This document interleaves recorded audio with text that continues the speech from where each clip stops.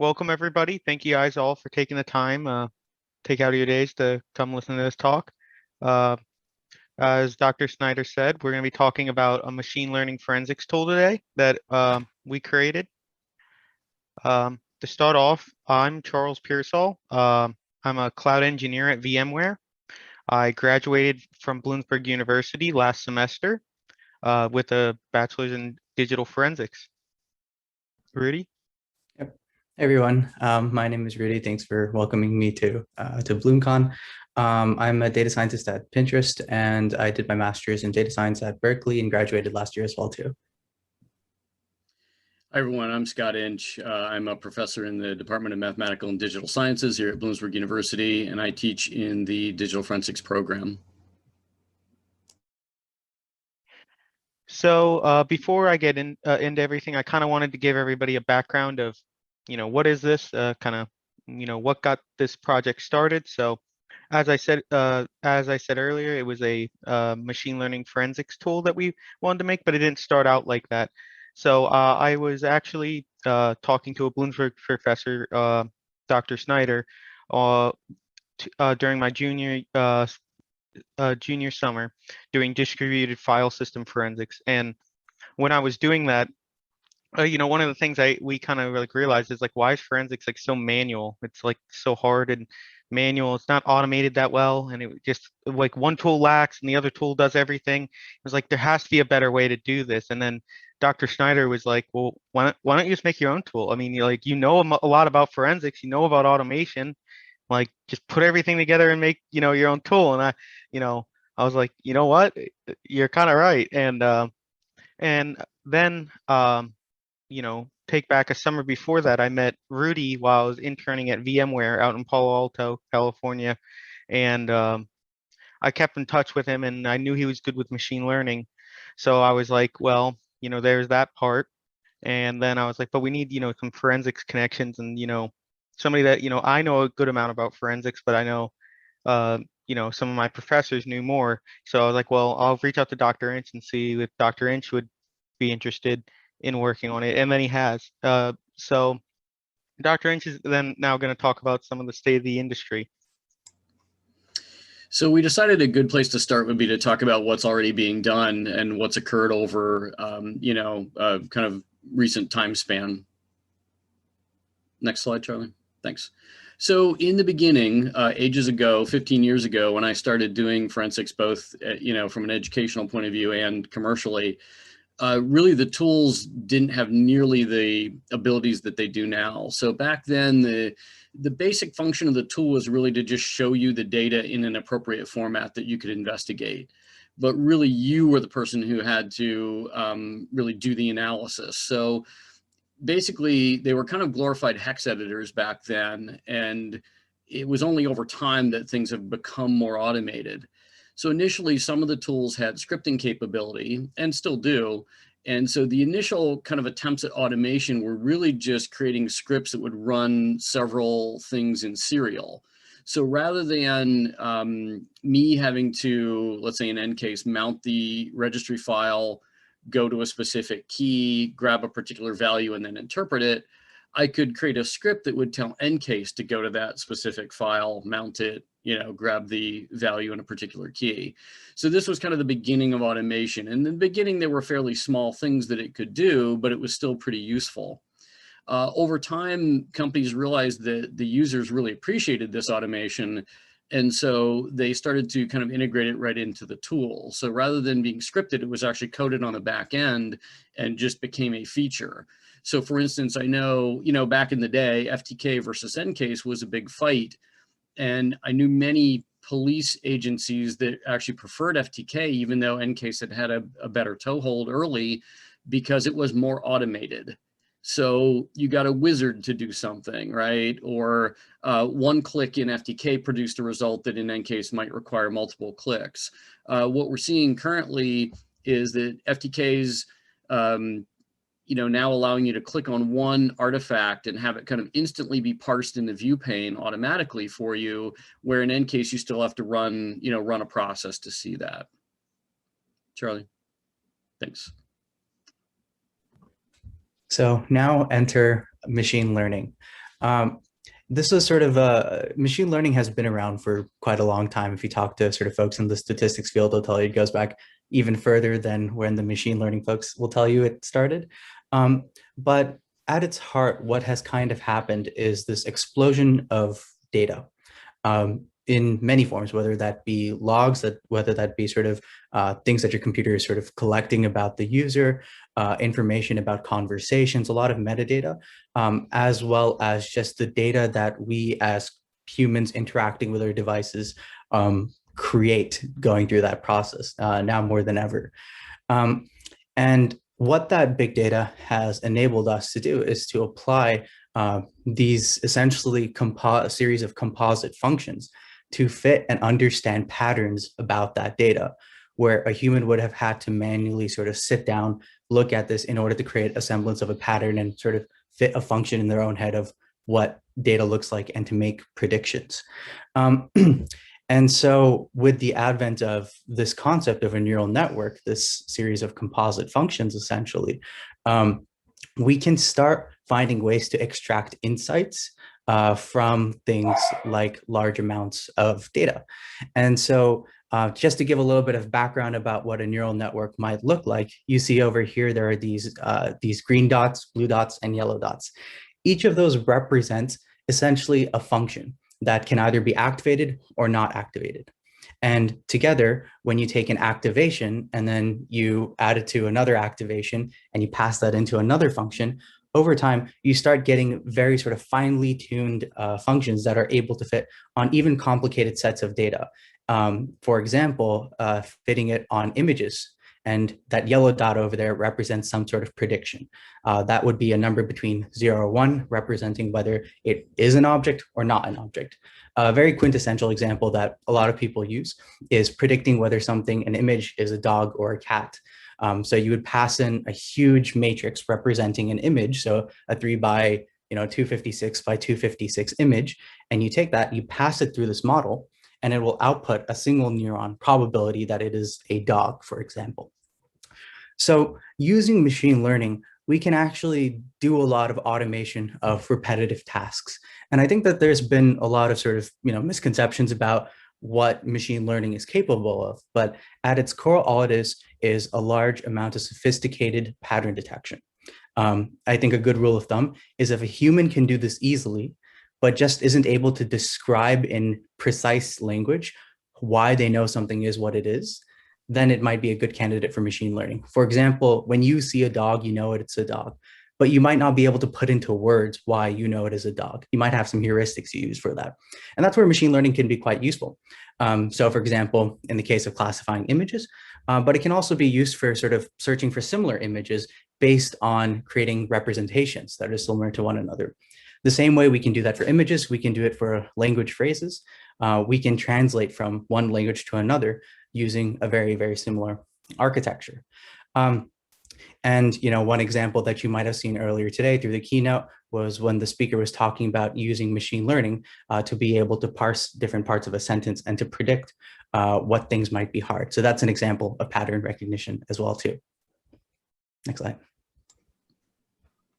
So the progression of automation continued after the slide that we discussed before.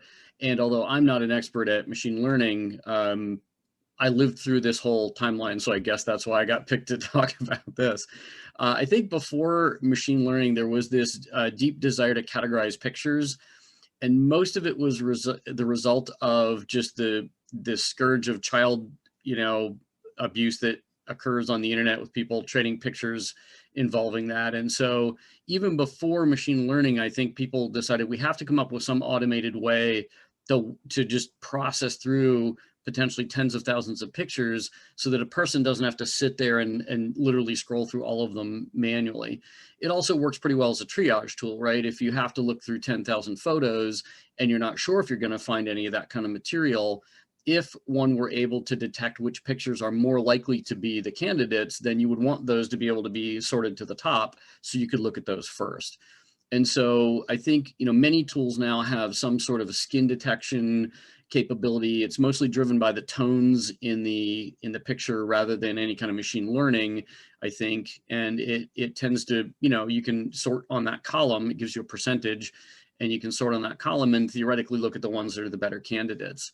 I've seen this in action, not on those types of pictures, but I will tell you that it certainly has a lot of false positives. If you have a picture that's got a lot of skin tones in it, it doesn't necessarily mean there are people in it even, right? It just means the tones are there. So e-discovery, as we move along the timeline, e-discovery, because it is much more lucrative than forensics, tends to get better toys than we do. So some interesting features made their way into e-discovery products much earlier than they did into forensics products, and maybe are now starting to trickle down. But e-discovery has always had, or for a long time, had text-based kind of capabilities that are powered by machine learning. So for instance, in the paper days, you would have to hire people to look through paper to decide, is this document relevant or not? I'm going to put it in a category, not relevant, relevant, or someone else, some other person needs to review this. And that same thing happens today in the electronic world as well. Someone has to look at electronic documents and make a decision, is this document relevant or not, or does someone else need to look at it?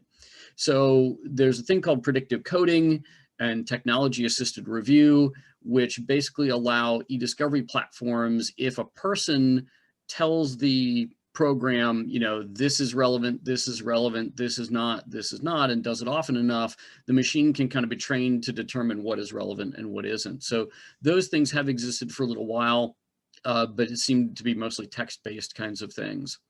So moving forward now, maybe the next evolution in the picture detection is that recently I've noticed that quite a few of our forensics tools have come out with, what they're claiming to be picture detection, in the sense that not only could I tell you, the skin tone of something, but I could literally tell you if it's a person, or I could tell you if it's a car, or I could tell you if it's a gun. So we're moving into a new era here, and this has been around for a little while already. But it just kind of came across my path recently. I was actually in the middle of doing a case. I had just updated my tool I was using, which will remain nameless, and I noticed a new feature, and I was like, oh, that's kind of interesting. At about the same time, Charlie had contacted me and we had started this discussion, so the timing was kind of interesting there. So we're here, and the question is, what comes next? So I'll just tell a little story about training many years ago. 15 years ago, the university spent a lot of money sending me to lots of training, and one of the places that I went was to guidance software. So I took a lot of guidance software training, and it was very good. One of the standing jokes from the people who did the training was that the feature that everyone kept asking for was the find all evidence button. That's what everybody wanted. Everybody wanted a single button that would find all the evidence. And so who knows, maybe the future is that machine learning will get so good that we will literally be able to say, like, go triage this case and tell me what it's about. Tell me what crime has been committed or not, or tell me what's the most likely crime and the most likely set of evidence that supports it. We might get to that point, but who knows? Who knows what the future will hold? Next. So ironically, as I was doing some research for this, I found an article from a year and a half ago, which kind of surprised me. And it was, the industry roundup. We're going to look at what everyone does in the way of image recognition categorization. And strangely, I saw every name, many names, every name I could think of there. And I thought, oh, I didn't realize all of these had this capability back a year and a half ago. Ironically, in the article, it says that at least some of these companies have theoretically had this kind of ability for a decade or more before this. I was unaware of that. And so it's kind of interesting to see that maybe this technology has been around longer than I thought, but I suspect it's moving into a very different kind of area now. We had some internal conversations about the methodology that some of these were using, and it's clear they've had to update it over the years because, the machine learning algorithms have gotten better. Next. So really quickly, I just wanted to show you some of the things that some of the tools try to look for. And, you'll see some duplication. One tool may say guns, one tool may say weapons. And then there's some really unique things that you wouldn't necessarily maybe have thought of. the ability to recognize all buildings. Okay, I'm not quite sure why I'd want to do that, but I think a lot of these decisions from the companies are from requests from customers. So you might get a flavor of whether the customer is an law enforcement customer. I want to see drugs. I want to see money. I want to see violence. I want to see a gun. Versus maybe a more corporate client who says, maybe I want to recognize extremism, or I want to recognize all documents. I want to recognize handwriting. I want to recognize ID cards or screenshots or a variety of other things. So it's kind of interesting. The one last note I'll mention here from my part of the talk is there's probably a little bit of caution that we should exercise. I think if you look at some of the categories, there's certainly some latitude about how one might categorize them. So for instance, what's extremism? One person's extremism is another person's, demonstration exercising their freedom of speech. So I suppose there's some interesting questions, ethical questions, and I know Rudy's taken classes in that folks in the machine learning world have to deal with. Cool. So now sort of jumping into what our tool was working on, we decided to focus in on a single pressing issue where we thought that machine learning could be quite helpful and still applicable to a relatively large audience and have some visual impact as well too. So we decided to start off by applying machine learning to find firearms, so basically gun detection. And there was a few requirements we had when we're going into this, when deciding why to approach it from the image classification standpoint. You can sort of imagine looking at this top right picture over here, this looks like maybe to be 1,000 images-ish in that, at least at a scientific notation level, approximately 1,000-ish. But you can imagine looking through hundreds of thousands of images potentially when you might be looking through a large sort of hard drive or something where someone dumps a bunch of images on you and you have to find examples of firearms. And so we felt like this would be a really good candidate for automation, because if we can turn that from a manual process, which is not actually very skill intensive, once you have the list of images there, it's as simple as identifying the firearms, but takes a large portion of time to do. I don't know, how long would you, Dr. And say it takes if you had to go through something like 100,000 images? That's almost a number I wouldn't want to try to do in one sitting. Yeah, I don't know. That's pretty long. I went through 10,000 once, and it probably took me a couple hours. Mm-hmm. But I was looking for one specific thing, and I was moving very, very, very quickly. Yeah. So, I almost think of this problem as like finding a needle in a haystack sometimes, because, you'd be lucky if every single image that you get dumped on is a gun or the thing that you're looking for. But oftentimes it might just be a certain portion, just a small percentage of that entire bucket that actually is a gun. And so we thought that doing some sort of machine learning where we could help find these needle in a haystack kind of situations could be really valuable for digital forensics practitioners. And there are some sort of particular things about this use case that when we were designing our tool that we wanted to keep in mind.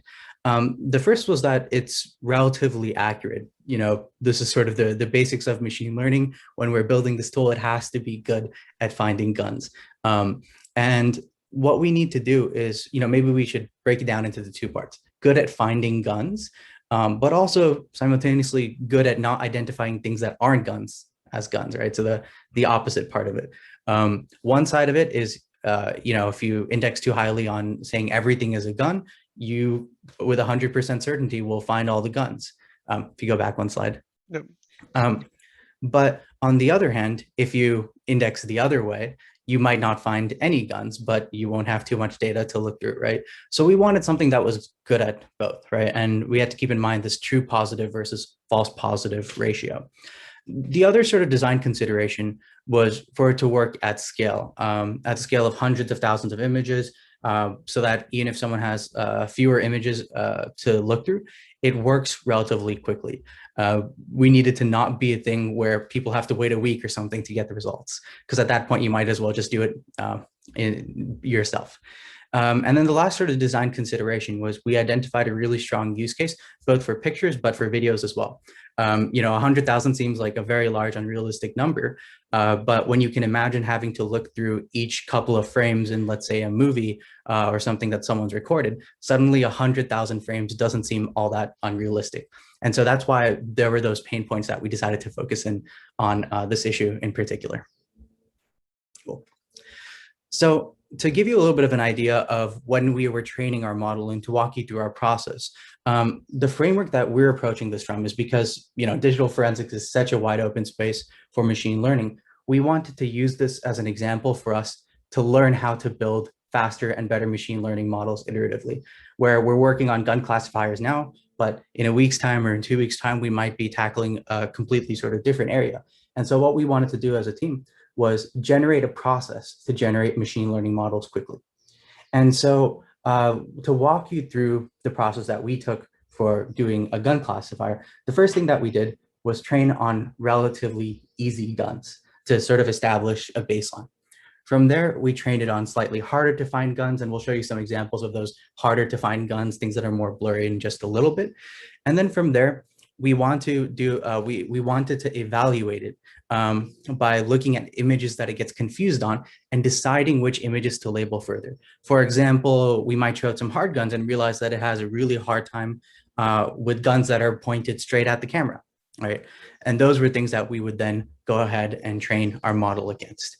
All this entire time, we wanted to make sure that the model, as we continued training it, ensured we kept reasonable speed on it, that it was still able to function relatively quickly. And also more importantly, that we were able to iterate quickly ourselves as we're developing this machine learning model in this iterative process. Cool, next slide. So now we're going to get the demo time, and I'm going to show you guys how this actually works. So here, can you guys all see my screen? Okay. Here's some just pictures of random pictures I know some of them are guns, a banana, Peppa the Pig, a dice, a wombat, all different types of things. So, and now what we're going to do is we're going to run the tool, and I have it set up into 2 different folders, and it's going to copy the images that are guns into the is a gun folder, and the images that aren't a gun into the not a gun folder. And this will be the second it starts listing them, it has already finished determining which one is a gun. It just has to copy them over then, which takes a little bit of time. So let's have this run. So as you can see, it's going through them right now in real time, and right as it displayed the first one, it was already done. It just had to copy them all over and display on here. So let it run for a bit, because the way I had it looping, it was a little slow. But as you can see right here, we go through and not a gun. Majority of it got. Now you could easily say, well, what about this picture? Why is this one in there, right? It says it's not a gun. It's in the not a gun folder. And that kind of proves that, our tool isn't perfect. Now, if you were far away and you looked at this, could you think that's a baton? Maybe. Could is it perfect? No, right? But then at the same time, go back over here and start looking at pictures like these that it did say was a gun. And you look at that and you're like, dang, oh my God, that did a really good job. And you start to realize that our tool gets more of the harder guns, and then some of the easy guns it does miss once in a while, but the hard guns it does really well. It's the random kind of when there's a lot of stuff happening that our tool sometimes isn't as good. But I mean, that would just able to categorize that many pictures in a couple seconds. Like if I had that in a case, I mean, pretty much, a couple seconds. I know which guy I need to go. If the one guy has 10 guns and the guy has no pictures of guns, what guy do you think is the murderer? I mean, there could be a chance that the guy with the guns is, I would assume, maybe. I would first go to, on his device. I would start looking more in his if I assume that. So that was just, just kind of like a quick demonstration of, how the tool works. And I just have it displaying it right now. And this is also just, a prototype of how this looks. Obviously we'd love to get a GUI and everything for this, but, for something really quick and fast, command line is the way to go. But let me, I'll bring it up to Rudy for the next one. Sure. And before I come to these numbers too, I think it's sort of worth thinking about like the real baseline is a human looking at these images. There's of course sort of the time component to it, but there's also the fact that when a human is scrolling through these, like our eyes get lazy over time. We don't pay attention to every single part of it. For example, that image Charlie was showing there, it looked like a convenience store where it had identified the gun. If I was scrolling through that sort of quickly, I might not catch those things. Personally, like that might be sort of hard to find unless you really knew, oh, I'm looking for things in a convenience store. I'm looking for them pulling a gun like this. And so I think the place where, this kind of automation gets really valuable is when you're working with those super large data sets. You might not have an exact idea of, I know where the gun is going to be with certainty, because if you do, you would just find it all. You would have look it up already. When we were doing our experiments before and like looking at the results from these images, which in fact are being passed through a model now, there were ones we looked at and we were like, wait, where's the gun in this image? And we come back to it and we're like, oh, the gun's here in the back. We just didn't realize it. And the great thing about a neural network is that it doesn't care sort of where the gun is in the image. If it sees a pixel pattern that looks like it, it'll be able to identify it as a gun. So it doesn't use human, like after 2 hours, it needs a coffee break, or, it gets lazy, it didn't get a good You night don't of got to sleep. pay it. Yeah, you don't have to pay it. That's the other good thing about it too, right? So yeah, that's I guess a little bit of background on where that gets useful. And so we took our tool and compared it against some of the other folks who have built weapons classifiers as well too. So these are all sort of large forensics providers that we're comparing against that had a similar thing as Dr. Inch had mentioned. And we've broken it down here into the relatively easy to find guns, the hard guns. So for example, that convenience store image, we would consider a pretty hard to find gun, and then random images, which are things that are not guns. So what you see here on the axis is when we're looking at the accuracy for random images, that represents when something isn't a gun, did we accurately call it not a gun? And the ones that are guns, did we accurately call it, yep, this is a gun right here? So as you can see on this graph over here, we still have some room for improvement. In just sort of the 2 months that we've been working on it compared to the couple of years or so, depending on In the billions provider. of dollars. Yeah, well, yeah, potentially have. depending on who they brought on board for it. Yeah, we've done, I would say, pretty comparably, probably in the upper echelons for the easy guns at a similar level. And where our tool has done really well, I think, thanks in part to our iterative approach to adding hard to find guns into our data set, we've done a decent amount better at finding those hard to find guns using our machine learning model. And then on the random images, I think that's where we have a little bit of room for improvement.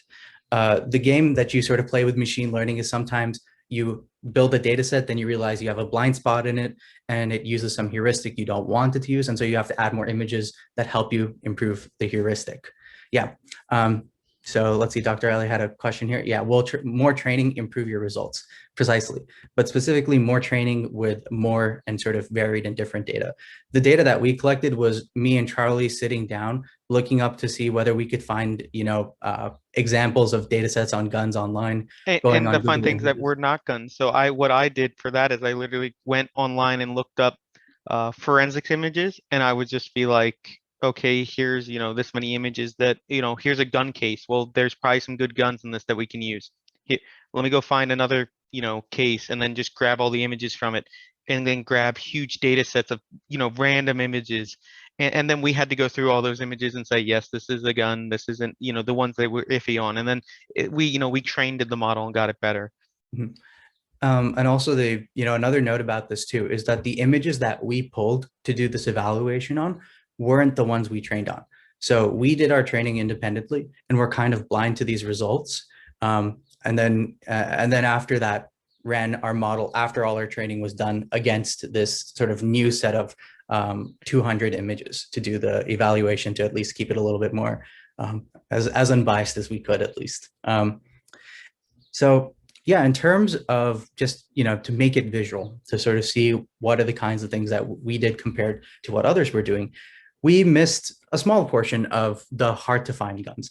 And there's definitely things that we want to investigate here. Like, why did we miss this image here of the man sort of holding the gun, the bottom one over here too? You can sort of infer that that's a gun, but it's kind of in the holster. It looks like, at least. So that those are things that we would like to investigate, and we want our model to get better at it. And that's the iterative process that we were talking about earlier. Is like black and white images a little bit harder? Well, actually, sometimes they can be a little bit easier if there's clear defined lines. The things that can be kind of tough are blurry edges. Those are the things that can be kind of tough because you maybe, depending on the context, a human can tell that is a gun when they look at the posture of an individual. But that might be tougher for something like a neural network to do on its own. And here are some examples of the images that others missed. As you can see, they sort of missed one of the things that we missed, but they also missed some of the harder to find guns that we accurately were able to identify. Next slide.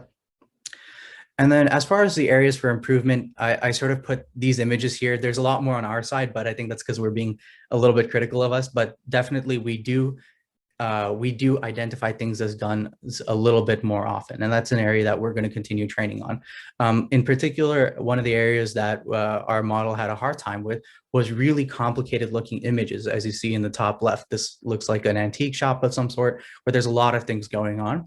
And I think the model, potentially thought that something in the image was a gun or wasn't too sure and got a little bit confused. And so as part of our iterative process, those are going to be the things that we're going to be trying to test it out on and get it a little bit better at. As far as other forms of toy guns and water pistols, I mean, so far the only thing that we've sort of anecdotally tested has been like hand signs where someone like puts up a sign that looks like a gun. So far our model doesn't call that a gun. But we actually, I think in our data set, when someone holds like something that looks like a gun, like a BB gun, but there's only a small sort of orange dot on the end of it, it still counts that as a gun. So it hasn't been able to figure out, if there's an orange little cap at the end of a gun, that's probably a BB gun and not an actual firearm. But in a forensic case, I think, even I think most people, if they would kind of want to know that, because, there could be a robbery, and Dr. Inch, we were talking about that we found a footage of something and the guy had a gun that it wasn't working correctly or something. And if you have, a fake gun and you rob a store, most likely the person behind the counter probably is still going to get your money, and you're still, obviously it's not a gun, right? But should the forensic person still see it? I think that's where the little trade-offs are that we're kind of dealing with right now, is determining that kind of stuff as well. And But I would suggest that we not train it so hard that we are looking for toy guns and water pistols, and here's why. Criminals have figured out that police hesitate when they see a gun with that orange tip on it, and they are now starting to paint their guns to look like toys. Yeah. So I believe that would be not a good choice to train that out. I think we should treat that like a real gun and show the picture. The analyst can decide whether it counts or not later, but I don't think it should not be presented. And then the next is, it's kind of like, what's next, the future of forensics. The whole idea with this is redefining the mindset of forensics and security automation. And that is one thing that, I learned last summer interning at VMware. I had this senior programmer that was on my team, and he really pushed me to new limits. And when I first started there that summer, I kind of had that whole security mindset of, in forensics, is, as long as it works, I don't care what, how dirty the tool might look, but if my code doesn't look good, all that stuff, it doesn't matter. All that matters is that it runs, right? And I remember when I first gave in my first code review to this dude, the dude was like, he was just like, no, this is wrong. This is like, why are you doing this? And I kind of took offense. I was like, I know how to code good, I was defensive about it. And then, I knew I'm now very close, and he helped me improve. And then I kind of noticed that there is this manual kind of a not automated way that a lot of, and, they don't care about those minute things. But, as Dr. Inch just mentioned, making those, when you do automation, you need to be very precise. You can't just, wing it. And, I remember when now I talk to that dude, and he's like, when I first met you, I wanted to throw you out a window, but now, he enjoys me now. But you know, the next steps then is expanding our machine learning forensics tools. So not just doing guns, doing drugs, illegal items, cars, buildings, human detection, and really just searching at scale. And I think that's, you know, going to be the big hurdle that we're going to be hitting next. And when it comes to cybersecurity, detecting indicators of compromise, understanding natural language, these are things that, you know, there's not a tool that does all of this. There's, you know, yeah, you grab one tool to do this, one tool to do that. There's not a product suite that hits this market. And I think, you know, when, you know, if we do this, I think we'll be able to secure a market share of this because it hasn't been done. And no tool has been built from the ground up with machine learning in mind. It's always been, it's added on. It's never been, hey, let's build this from the ground up. So next, you know, this is a saying that's been with me my whole life, since, oh, not whole life, but since high school. A high school teacher of mine told me this quote, and it's really stuck with me. And you know, and I think it sticks to our tool.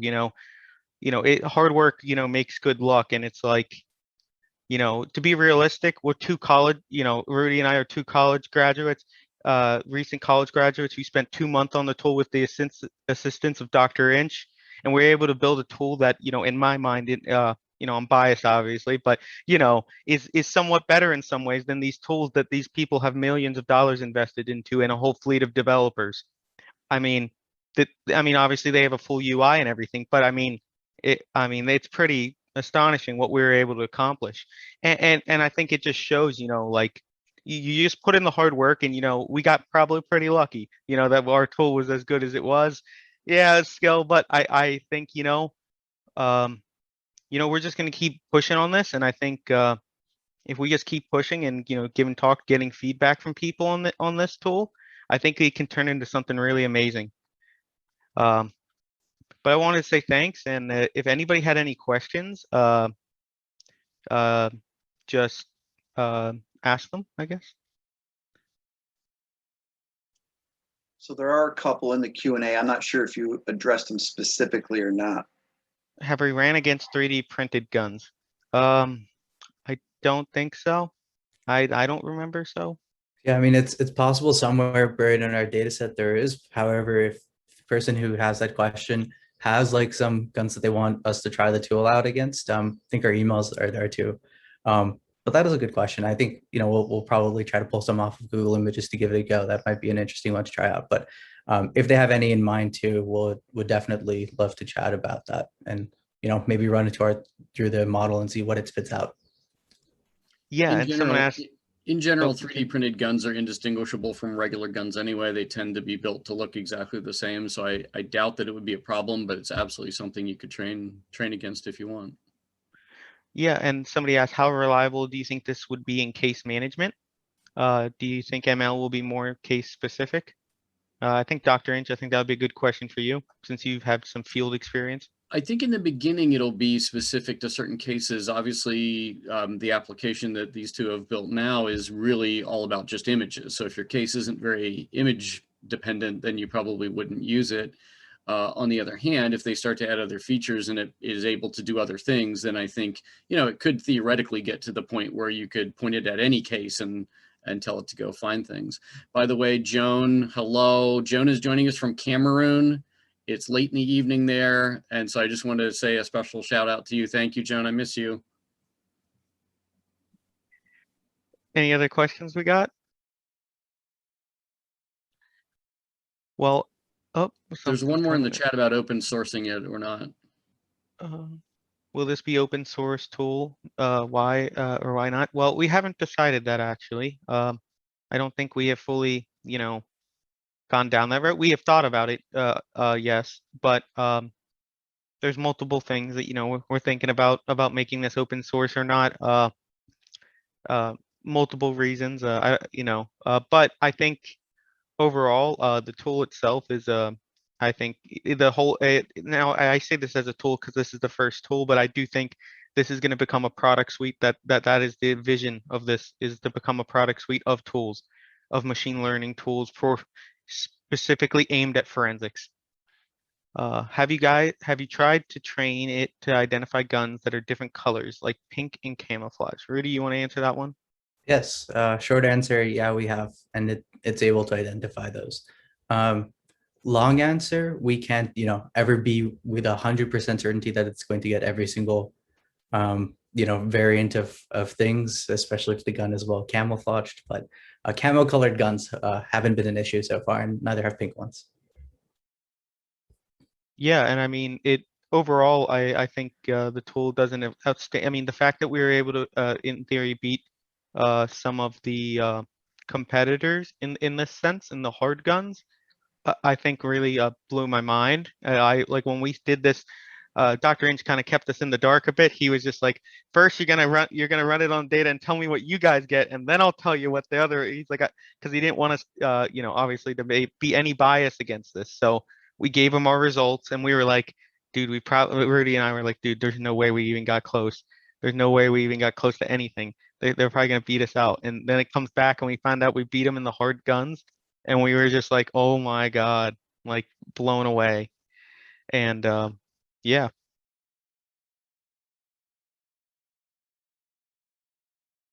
But I think that's all. If nobody else has any questions. Cool. We could share our emails with them Yes. offline or something in chat if anyone has Yeah, any more in questions. chat, I'll send out our emails then.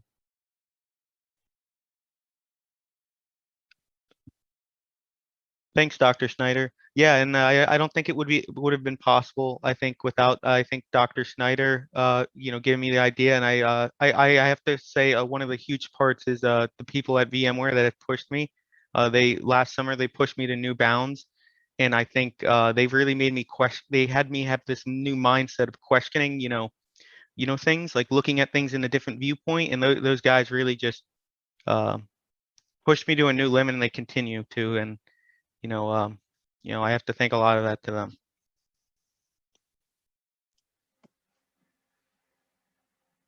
All right, thank you very much. This is and I'll send you some messages, Charlie. And this is a great thing, and I appreciate you guys taking the time to present it and share with us the things that you're doing. It's just fantastic. So thank you very much. Yeah, and feel free to reach out anybody. Like we're definitely open for help, and if you guys want to even contribute towards this, just send us an email. We'll write our emails in the chat, and yeah, we can maybe work something out.